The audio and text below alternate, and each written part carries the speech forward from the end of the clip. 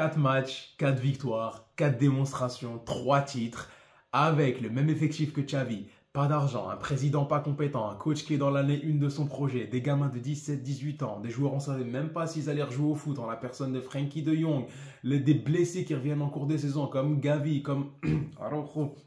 Bref, un gardien que tu connais pas, tout ça qui t'amène jusqu'à la 34e journée entre le FC Barcelone et le Real Madrid. Tu les as battus 3 fois cette saison, tu leur as pris 2 titres. Là aujourd'hui, c'était le match du championnat. Ils gagnent, ils reviennent à 1 point. Tu gagnes, ils passent à 7 points. Qu'est-ce qui se passe? Tu prends le championnat sur sa tronche, je te spoil même pas. Si t'es là, tu sais très bien ce qui se passe. Aujourd'hui, c'est une autre claque, un autre keuf, comme on dit.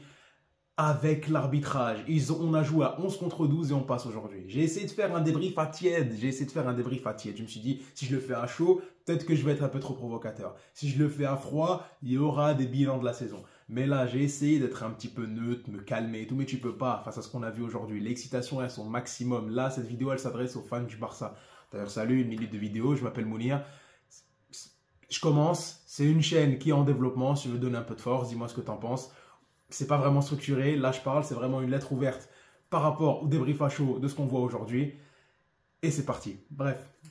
Aujourd'hui, moi, par rapport à ce Classico, je n'attendais pas grand-chose, en vrai. J'en attendais pas grand-chose. Moi, dans la dynamique, je pensais qu'on perdait. Je ne voyais pas battre le Real plusieurs fois. Je ne voyais pas leur prendre le Classico à domicile, leur prendre 2 titres en finale et en même temps, peut-être venir encore aujourd'hui les taper. Ça aurait fait un peu trop. Peut-être c'est le traumatisme des saisons passées du FC Barcelone qui fait que... Eh ben, j'ai rarement été aussi heureux de me tromper. Même si sur les 15 premières minutes, je pensais que j'avais composté mon pronostic. J'avais composté mon pronostic parce que quand tu vas les affronter dans une dynamique où tu sors d'une demi-finale incroyable contre l'Inter, qui te fatigue psychologiquement, qui te fatigue physiquement, qui te fatigue nerveusement, tu ne sais pas comment cette équipe va répondre. Même si elle a du répondant mental cette année, et on l'a vu avec le FC Barcelone, tu ne sais pas comment elle va répondre. De l'autre côté, tu as un Real Madrid qui n'a rien à perdre. Il a plus de repos, il a certes des blessés, mais il a des individualités qui peuvent te crever. Il y en a qui sont très bons dans l'espace, qui peuvent en une touche se retrouver, surtout face à un style de jeu comme le tien qui est très haut, ils peuvent en une touche en transition aller te crever, des joueurs qui reviennent bien en la personne de Kylian Mbappé, et tout ça, finalement, je me disais, ça va être dur. Je ne sais pas, j'avais beaucoup de questionnements, j'avais pronostiqué un 2-1 en faveur du Real Madrid, en espérant bien évidemment me tromper. Et les 15 premières minutes, elles m'ont donné raison, même si par la suite j'ai eu tort. Et là, je suis bien content d'avoir eu tort pour le coup. Parce que les 15 premières minutes de jeu, tu donnes un penalty et tu laisses Mbappé sortir tout seul en transition. Donc oui, toi qui regardes la vidéo, on va en parler. Le penalty hors jeu, pas hors jeu, peut-être, moi, c'est pas ça qui me choque vraiment. Parce que tu peux te dire que Koubarsi, qui était malade, qui est sorti plus tard, d'ailleurs, on sait que c'était pas une blessure, c'est un problème, il a un virus dans l'estomac, c'est ce qui a été annoncé par les médias. Lui, il relance Mbappé, sortie cataclysmique de Chesney, mais je ne vais même pas en faire des tonnes, parce que on cherchait juste un moyen de se débarrasser de Ter Stegen. On a Chesney qui n'a pas été horrible. Tu te rends compte tout de suite de la différence quand tu regardes Yann Sommer, quand tu regardes Courtois, que toi, tu as un gardien entre guillemets qui est censé être une doublure dans le meilleur des cas, qui t'accompagne cette saison, qui fait des comment dire, il a des lacunes, j'allais dire qu'il fait des progrès. Oui, il a progressé un petit peu par rapport au début où il est arrivé avec 6 mois de retraite, du bide et des clopes, mais il filme toujours. Mais finalement, il te crève, encore une fois. Il t'a crevé dans sa façon de sortir contre le Real en Supercopa, il te crève contre le Benfica Lisbonne, là il te crève encore aujourd'hui en donnant des pénaux, et c'est compliqué. C'est compliqué d'avoir ça. Je pense que c'est la dernière fois qu'on le verra, mais dans le diagnostic du match, parce qu'à ce moment-là, Mbappé il fait le crochet, l'autre il le chope, t'as penalty 1-0, et je me dis, aïe. Quelques minutes plus tard, Lamine Yamal il va dans ses œuvres, il se fait tamponner. Oui, il devait y avoir faute, mais bon, là, c'est les autres scandales d'arbitrage qu'on va parler plus tard. Ils y vont, 2-0, Mbappé qui finit parfaitement, 15 minutes de jeu à 2-0. Je me dis, mais merde. On se retrouve comme face à l'Inter, comme face à l'Atlético de Madrid, comme face au Real, même s'il n'y avait pas 2-0. On se retrouve encore une fois à devoir remonter un score, comme face au Celta Vigo, par exemple. Je me dis, encore une fois, devoir faire des remontadas. Ok, c'est stimulant quand tu es supporter, t'adores, etc. parce que le scénario il est fou. Mais de l'autre côté, tu te dis, mais il te faudrait un peu plus de sérénité, un peu plus de calme. Parce qu'ici, ils t'ont mis 2 buts sur 2 actions. Qu'est-ce qui les empêche d'en mettre plus? Et à ce moment-là, moi, je commençais un petit peu à accepter.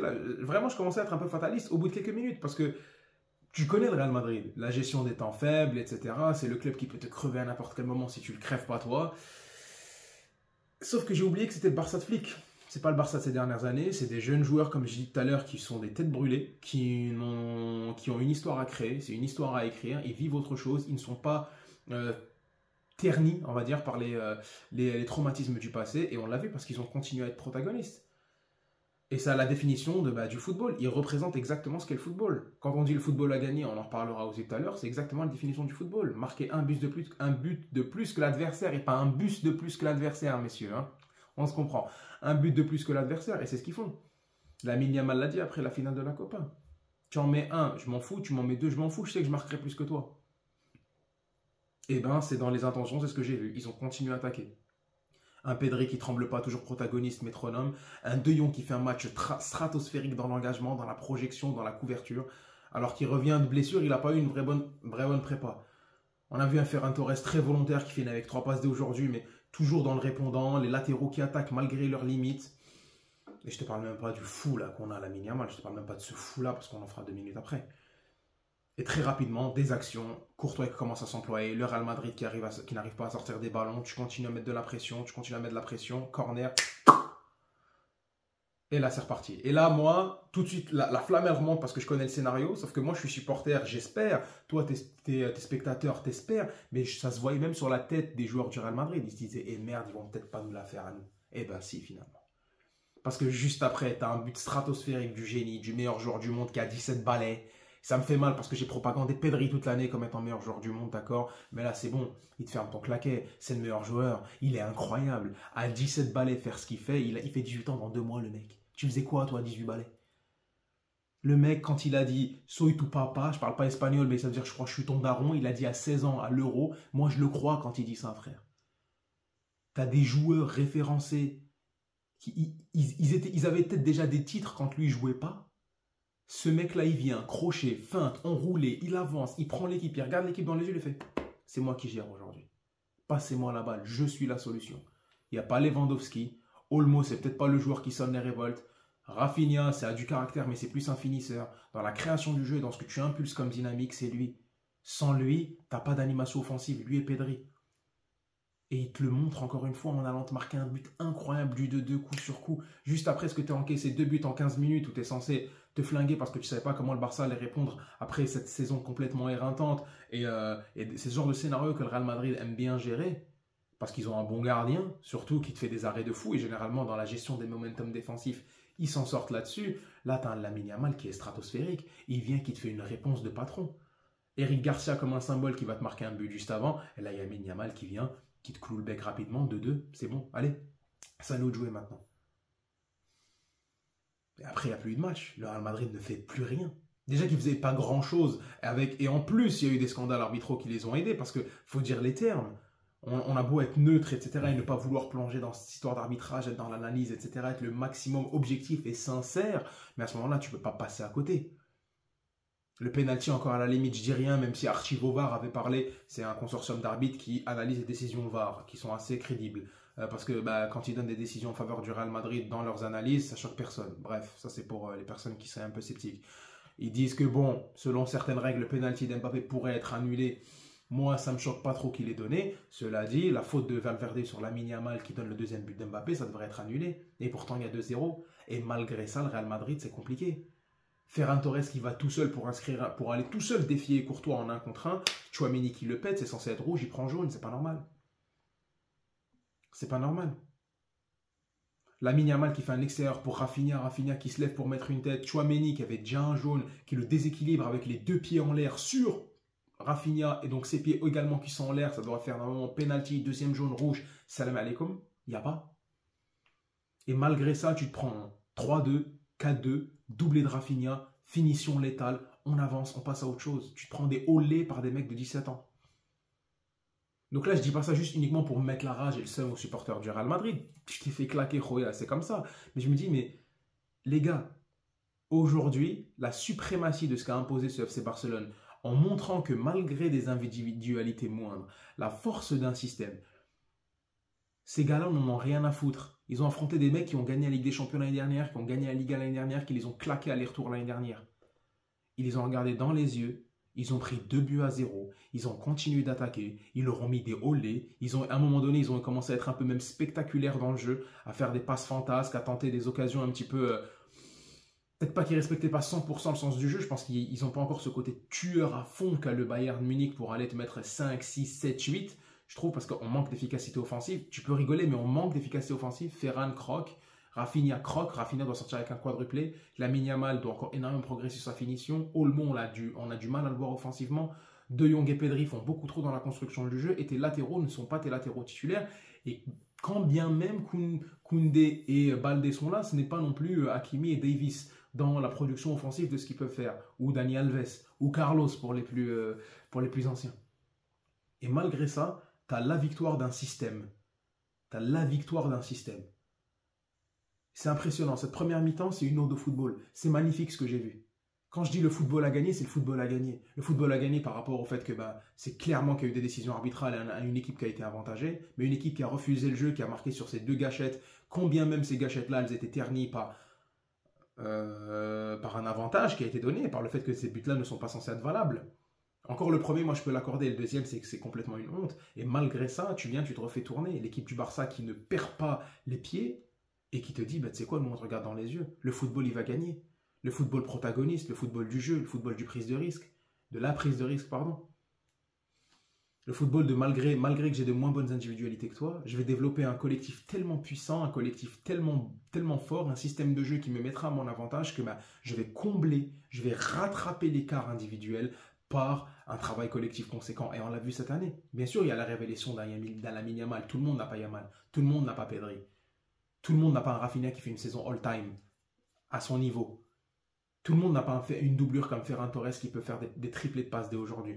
Bien évidemment, tout le monde n'a pas ça. Mais tout le monde n'a pas Vinicius, ballon d'or moral. Tout le monde n'a pas Mbappé qui fait une très bonne saison, même s'il a mal commencé. Tout le monde n'a pas des Tchouaméni à 100 millions. Tout le monde n'a pas le meilleur gardien du monde. C'est compliqué. Donc à ce moment-là, une équipe du Barça, ce qu'elle fait, c'est une ode au football. C'est une victoire du foot. C'est une victoire du foot et c'est surtout un espoir qui est donné à tous les amateurs de football. Parce que quand moi, en tant que supporter du Barça, et je te parle à toi, supporter du Barça, quand Flick vient en juin dernier, tu aurais signé pour une victoire en Supercopa, une finale de Copa même si tu la perds, une demi-finale de Ligue des Champions au mieux, et peut-être faire 2e de Liga.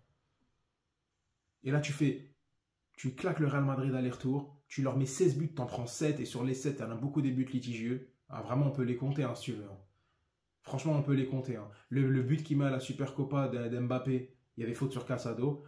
Dans la Copa del Rey, le but qu'il met Mbappé, il devait être rouge, il devait être suspendu plus d'un seul match, c'est lui qui met le coup franc. Tchouaméni, quand il met le 2-1, il doit être suspendu, il doit prendre rouge parce qu'il fait un tacle assassin contre Olmo, au même titre qu'aujourd'hui, d'ailleurs il s'en sort tout le temps, ça commence à être relou. Aujourd'hui, le premier but, il est entaché par rapport au truc de la VAR, et le deuxième but, il ne doit pas être accepté normalement parce qu'il y a faute sur Yamal. Regarde ce que tu leur mets.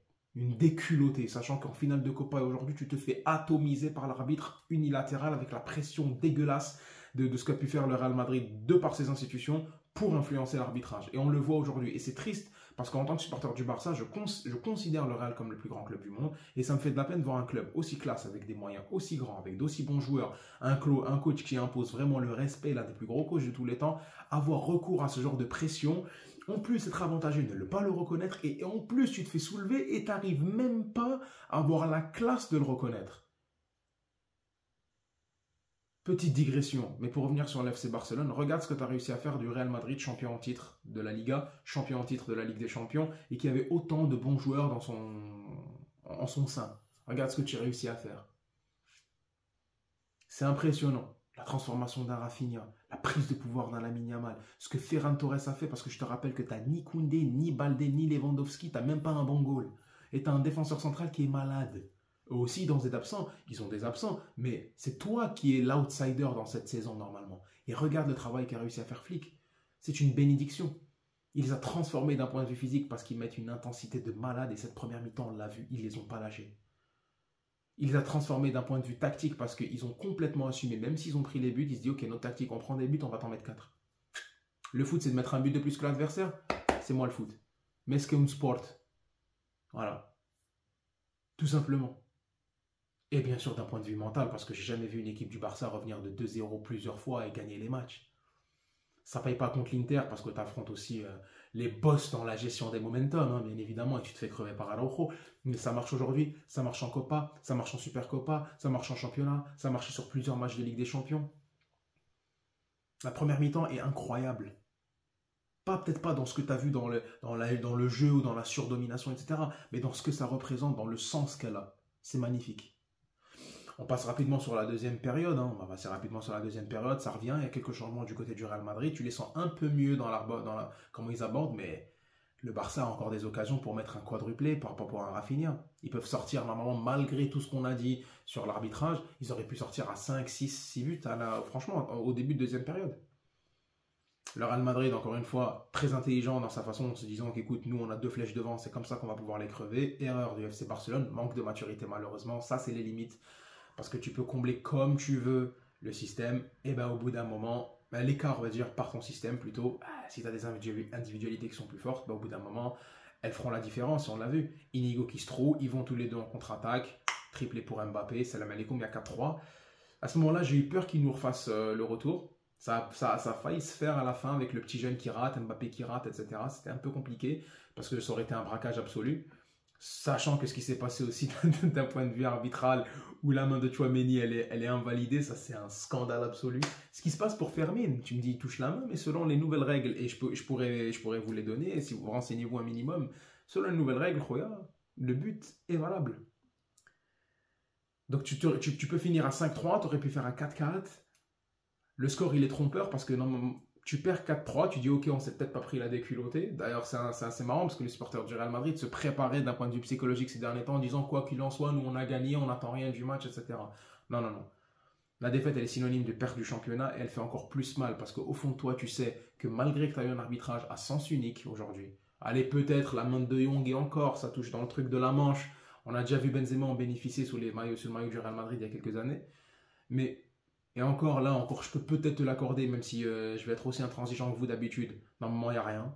Je peux le dire moi aussi, tu vois. Je peux être comme ça moi aussi. Moralement, tu sais que tu t'es fait soulever. Tu sais que tu as marqué sur des faits de jeu. Tu sais que tu as marqué parce que l'équipe d'en face, elle manque de maturité, qu'ils ont des moins bons joueurs que toi. Et regarde ce qu'ils t'ont fait. Et ça, c'est très jouissif. Et en fait, c'est jouissif parce que dans la confrontation, mais moi je suis pas dans ce genre de mec qui a la chère mentalité, etc. Même si j'ai une rivalité avec le Real Madrid. Moi, ce qui m'a vraiment enflammé aujourd'hui, c'est tout le tintamarre qu'il y a et le manque de classe qu'un aussi grand club que le Real. Parce que je le dis, moi en tant que fan du Barça, je considère que c'est le plus grand club au monde. Montrer aussi peu de classe, ça me fait mal, tu vois.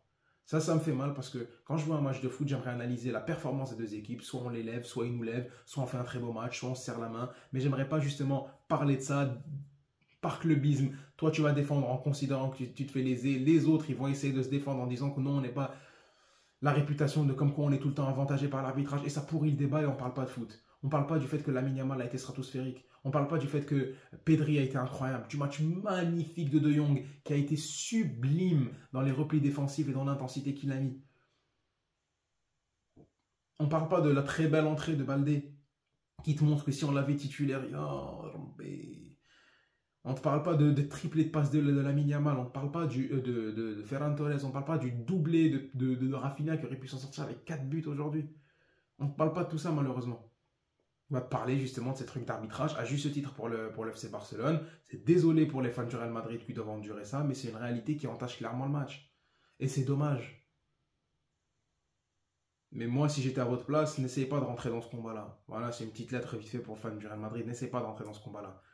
Critiquer le fait que vous avez une très bonne équipe, qu'elle a très mal été exploitée cette année, qu'elle doit être renforcée l'année prochaine. Vous allez avoir un nouveau coach, en espérant qu'il ait les mains libres pour le mercato, et on s'affrontera et que le meilleur gagne l'année prochaine. Ça, c'est intéressant. Mais pour revenir maintenant sur le côté du FC Barcelone, les amis, je pense que je peux vous le dire, les années noires sont peut-être passées. On a enfin un peu de bonheur sur la durée. Enfin. Tu fais le carton plein sur le championnat national. Tu n'es pas loin de gagner la Ligue des Champions. Tu la gagneras très certainement l'année prochaine. Et là, je me prononce.